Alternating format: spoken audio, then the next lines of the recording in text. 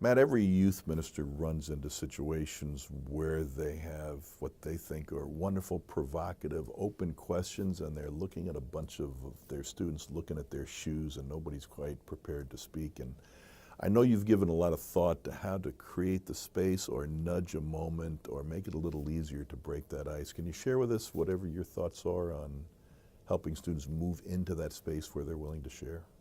Yeah, absolutely. I think we sort of stumbled on a surprise one summer at camp. There was a student who consistently refused to talk and to share when we'd leave open space for students to talk about their faith or to reflect on the evening's speaker. And so where we were surprised was we had this craft paper just laid across the floor, and we gave students the opportunity and gave them markers to write a prayer response to the scriptures that we had been studying and what the speaker had to say that night at camp.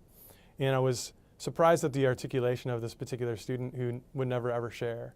And what he wrote was just beautiful and poetic, and you saw his heart in writing. And suddenly it occurred to me that some of our students are probably waiting to testify, but they're afraid to verbally at first.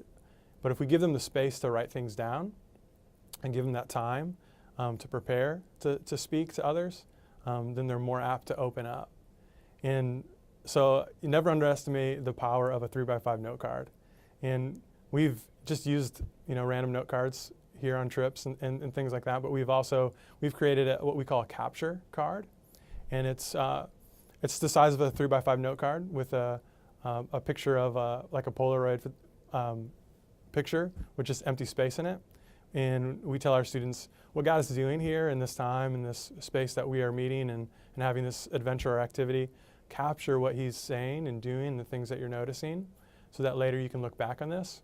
And what we have recognized is that just that simple act of giving them the space to write has allowed more of them to articulate the things that are going on and to share.